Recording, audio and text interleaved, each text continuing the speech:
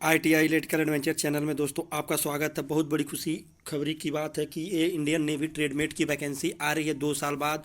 सन 2019 में ये वैकेंसी आई थी, अब फिर दोबारा सन 2021 में ये वैकेंसी आई है। सन 2019 में पोस्टों की संख्या कम थी, लेकिन इस बार पोस्टों की संख्या बहुत अधिक है अकॉर्डिंग पिछले साल के हिसाब से।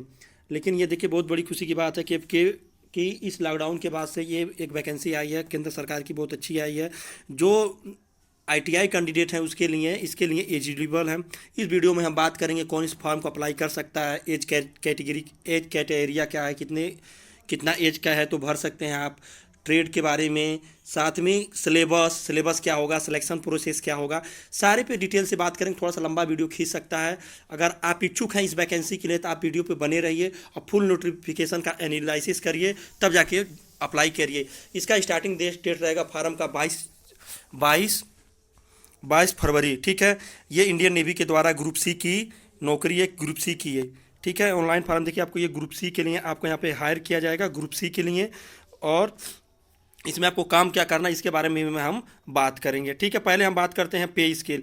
जो लेवल 1 का पे स्केल हमारा होगा 1800 से 96,090 यानी अगर पे स्केल की बात करें तो हमको इस लेवल पे ग्रुप सी पे स्टार्टिंग बेसिक पे हमारा 18,000 रहेगा, और ये 18,000 से बढ़ बढ़ के 56,000 तक हो सकता है। ठीक है, ये हमारा 7th पे कमीशन। यहाँ पे पहले ही इन्होंने दे दिया ट्रेडमेट की कितनी आपको यहाँ पे सैलरी रहेगी। ठीक है, अब हम बात करते हैं, हम आगे चलते हैं कितना पोस्ट है, किस कहाँ पे और किस रीजन में। क्योंकि हमारा जो इंडियन नेवी है, जो नौसेना है, वो कई भागों में बटी है। कि जैसे ईस्टर्न कमांड है, ईस्टर्न नवल कमांड है। यहाँ पे देखिए वैकेंसियों की संख्या कितनी है। ईस्टर्न नवल कमांड है, और वेस्टर्न नवल कमांड है, और साउथ नवल कमांड है। ठीक है, ईस्टर्न नवल कमांड में हम देखेंगे यहाँ पे अनरिजर्व कैटेगरी 303 है, और SC के लिए 116, ST के लिए 57 है, और OBC के लिए 163 है। सबसे बड़ी वैकेंसी यहाँ पे टोटल इसमें से 770 वैकेंसी है टोटल हमारे ईस्टर्न नवल कमांड में, यानी पश्चिम जो पूर्वी नवल कमांड है वहाँ पे 710 वैकेंसी है, जिसमें इनमें से PWD और जो हमारे जो वो वाले हैं, जो जैसे कि डिसेबिलिटी वाले कैंडिडेट, उनके लिए यहाँ पे 25 सीटें रिजर्व हैं। ठीक है, वेस्टर्न नमल कमांड में 133 हैं, और टोटल हमारे 324 है। फिर यहाँ पे टोटल 125 है। ज़्यादा लंबा ना खींच ले, मैं शॉर्टकट में निकल रहा हूँ। ठीक है, तो साउथ नवल कमांड है, ईस्टर्न और ईस्टर्न, ये 3 हमारे नवल कमांड से वैकेंसी यहाँ पे आ चुके हैं, जो इंडियन नेवी के द्वारा है। जिसमें अप्रेंटिस वालों के लिए अभी कुछ नहीं यहाँ पे लिखा गया है, लेकिन अदरवाइज के लिए लिखा गया है। ठीक है, आप पढ़ना चाहिए नोटिफिकेशन, यहाँ पे देख लें, यहाँ पे दिया किसके लिए कितनी सीटें हैं। हम ज़्यादा लंबा नहीं ले जाएंगे। अनरिजर्व के लिए भी यहाँ पे और जो भी है सबके लिए क्या है, एज कैटेगरी इन्होंने दिया 18। एज की बात करें, इस अप्लाई करने से पहले एज को देख लिया। आपका मिनिमम एज 18 ईयर्स होना चाहिए, और अधिकतम एज 25 ईयर। एज अनरिजर्व वालों के लिए है। OBC को इसमें 3 साल का छूट मिलेगा। OBC रहेगा तो 28 तक भर सकता है। अगर SC ST है तो 30 तक इसको अप्लाई कर सकता है, आगे लिखा होगा शायद। ठीक है, तो ये आपका एज कैटेगरी रहेगी। ठीक है, PW के लिए 10 साल, और OBC का उसमें भी 3 साल ऐसे जोड़ के आपको मिल जाएगा। अब इसके लिए हम एसेंशियल क्वालिफिकेशन की बात करेंगे कि इस पोस्ट को अप्लाई करने के लिए आपके पास क्या क्या एलिजिबिलिटी होनी चाहिए, यानी आपको आपको क्वालिफिकेशन की ज़रूरत है। तो एसेंशियल क्वालिफिकेशन में आपको दिया गया है कि आपको 10 पास होना चाहिए तथा ITI पास होना चाहिए। बस ITI इन्होंने मांगा है, ये नहीं बताया है कि किस ट्रेड का चाहिए, बस इन्होंने कह दिया हमको ITI चाहिए। ठीक है, उसके बाद ITI दिया है, और जॉब प्रोफाइल, और उसके बाद आप ITI दिया, उसके बाद इन्होंने दिया जॉब प्रोफाइल। आपको काम क्या करना होगा इसके बारे में समझ लीजिए, काम आपको क्या करना है। ठीक है, तो काम आपको क्या करना है, नेचर, तो नेचर आपका यही रहेगा। सन 2019 में भी इसी तरह नोटिफिकेशन था, और सन 2021 में इसी तरह सेम नोटिफिकेशन दिख रहा है। ठीक है, तो working production maintenance of shop ship submarine, यानी मेंटेनेंस का जो काम होगा, जैसे जहाँ पे सबमरीन बनाई जा रही है, सबमरीन है या जहाज है या जो शॉप है, वहाँ पे आपको काम करने के लिए मिल सकता है मेंटेनेंस का जनरल। और उसके बाद आपको अपने किसी यूनिट में आपको जनरली साफ सफाई के लिए रखा जा सकता है। फाइल को ले जाने के लिए रखा जा सकता है। ऑफिशियल एरिया में जेरोक्स करने के लिए रखा जा सकता है। फाइल मेंटेन के लिए रखा जा सकता है, ये हो सकता है। यहाँ तक फोटोकॉपी भी आप कर सकते हैं, फैक्स और ETC जो भी काम है आप यहाँ करने को मिलेगा। ठीक है, तो आपकी के जैसे सब, सॉरी दोस्तों। तो आपको जो कंफर्ट मतलब कि यहाँ पे बहुत से यहाँ पे दिया, आप एक एक करके पढ़ सकते हैं। वॉच एंड यार्ड यानी आपको वॉचिंग यानी सिक्योरिटी की तरह भी कुछ नौकरी मिल सकती है, सिक्योरिटी का काम मिल सकता है। अगर किसी गेट को ओपन और क्लोज करने के लिए भी मिल सकता है। बिल्डिंग क्लीनिंग के लिए मिल सकता है। डस्टबिन फ्यूचर के लिए मिल सकता है। डस्टिंग के लिए मतलब गर्ल जो धूल होता है उसको साफ करने के लिए। अदर वर्क मतलब एमटीएस की तरह यहाँ पे कोई भी काम यहाँ पे मिल सकता है। हमको ये एमटीएस नहीं लिखा गया है, लेकिन ट्रेडमेट में आपको लगभग इस तरह का जॉब कुछ भी मिल सकता है। ठीक है, तो आपके डिपार्टमेंट के हिसाब से अब यहाँ पे एज रिलैक्सेशन की बात करें तो पहले तो उन्होंने एज कैटेरिया दिया था, अब इन्होंने दिया है एज रिलैक्सेशन। ठीक है, एज रिलैक्सेशन के बाद जो भी आगे का कॉलम होगा उसके बारे में हम डिटेल में बात करेंगे, साथ ही सिलेबस के बारे में भी बताया जाएगा।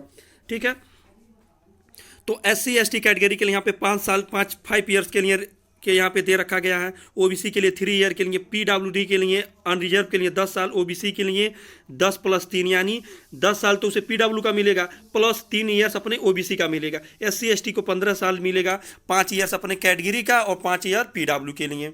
ठीक है, ESM यानी इकोनॉमी वीकर सेक्शन के लिए, ESM के लिए दिया गया है जो फिर 3 ईयर्स का है। ठीक है, और उसके बाद मोटरियल स्पोर्ट्समैन के लिए भी यहाँ पे 10 साल के लिए दिया गया है, 5 साल के लिए दिया गया है। स्पोर्ट्समैन के लिए जिसके पास स्पोर्ट्स की जिसके पास डिग्री होगी, जो जैसे कि आपका स्टेट लेवल का, ठीक है, तो उसके लिए मिल रहा है।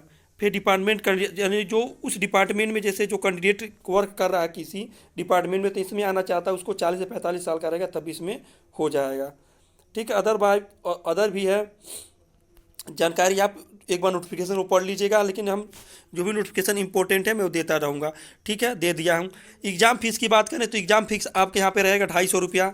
ठीक, OBC ST कैंडिडेट के लिए 1 भी रुपया नहीं लगेगा। नहीं, अदरवाइज जो भी OBC हैं, जर्नल हैं, उनको 250 रुपये यहाँ पे करना पड़ेगा। ठीक है, ये ऑनलाइन फार्म रहेगा, जो भी कैंडिडेट हैं ऑनलाइन ही फार्म को अप्लाई कर पाएंगे, ऑफलाइन नहीं है। 205 रुपये, सॉरी 205 रुपये है, मैं 250 दिख गया है, 205 रुपये है, सॉरी। ठीक है, एग्जामिनेशन सिटीज़ की बात करें तो एग्जामिनेशन सिटी आपको लिखा है कि the list examination city different state will made available in the online application from candidate form selected and 3 choice. मतलब आपको सिटी के लिए 3 सिटी को चूज करने के लिए दिया जाएगा। तीनों में से आप कहाँ पे एग्जाम देना चाहते हैं तो 3 सिटी कोई भी आपके नियरेस्ट, आपके गांव और शहर के नियरेस्ट जो होगा उस सिटी को आप चूज कर सकते हैं। 3 सिटी इन्होंने दे रखा है। ठीक है, अब है mode of selection. Mode of selection की बात करें तो पहले आपको क्या होगा,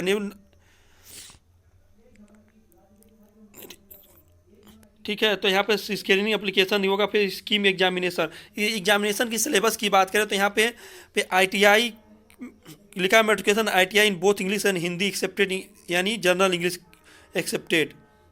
तो यहाँ पे देखिए जनरली जो उन्होंने क्वेश्चन पूछा है तो देख लीजिए, जनरली क्वेश्चन आपका जनरल अवेयरनेस की रहेगा, यानी ग्रुप डी की जो आपकी वैकेंसी होती है इसी हिसाब से रखा गया है। क्या जनरल इंटेलिजेंस रीजनिंग का है 25 नंबर आपका, मैथ का रहेगा, फिर जनरल इंग्लिश का आपका रहेगा 25 रहेगा, और जनरल अवेयरनेस यानी GK GS आपका कितना रहेगा 25 नंबर का। टोटल यहाँ पे 100 नंबर यहाँ पे आपके बनेंगे। ठीक है, तो ITI वाले अगर हैं, जो ITI हैं उनके ट्रेड से कोई क्वेश्चन नहीं पूछा जाएगा। लगभग ट्रेड से जो जनरली क्वेश्चन वही पूछे जा सकते हैं। ठीक है, जैसे इलेक्ट्रीशियन के लिए ओम का नियम जो हाई स्कूल स्टैंडर्ड है। ठीक है, ओम का नियम, अदरवाइज जो पूछता है रजिस्टेंस, ऐसे कुछ पूछ सकता है इलेक्ट्रॉन के बारे में। इसे डीपली नहीं जाएगा क्योंकि यहाँ पे किसी भी कि मुख्य ट्रेड की वैकेंसी नहीं यहाँ पे निकाली गई कि आप इस ट्रेड के हैं तभी इसको अप्लाई कर सकते हैं। अभी ऐसा कुछ नोटिफिकेशन में इन्होंने नहीं दिया है। अगर आप इस ट्रेड किस सीट भी ट्रेड से इसको आप अप्लाई कर सकते हैं। हाँ, अप्लाई के टाइम ये पूछ सकता है कि आपका एक साल का ITI है या 2 साल का ITI। देखिए दोस्तों, जब फॉर्म को अप्लाई करना होगा तो मैं खुद मोबाइल से कैसे आप ऑनलाइन किया जाता है फॉर्म को, मैं स्टेप बाय स्टेप आपको ऑनलाइन करके दिखाऊंगा। यहाँ तक फीस कटवा के भी दिखा दिया जाएगा। जर्नल इंटेलिजेंस में उन्होंने पूछा क्या क्या पूछा जाएगा, वर्ल्ड, यहाँ तो विश्व लेवल पर world including and general intelligence में मैथमेटिकल, यानी ये रीजनिंग की बात कर रहा है। World the including question of the mathematical optional series, odd on out, logic, Venn diagram, analogy, word basis problem solving, ठीक है, drawing interface, coding, decoding, not verbal reasoning, सब ये रीजनिंग का आपका सिलेबस है। आप इस सिलेबस के अकॉर्डिंग आप तैयारी कर सकते हैं, ठीक है। सिलेबस टू सिलेबस अगर तैयारी करेंगे तो सिलेक्शन लेना बहुत आसान होगा, किसी भी एग्जाम को क्रैक करना। और बिना सिलेबस के अगर आप पढ़ रहे हैं, अगर आउट ऑफ सिलेबस पढ़ेंगे तो उसे पढ़ने से कोई फायदा नहीं है। तो फिर इसको फिर न्यूमेरिकल एटीट्यूड की बात करेंगे। पहले जनरल, इसमें आपका जो रहेगा नंबर सिस्टम होगा।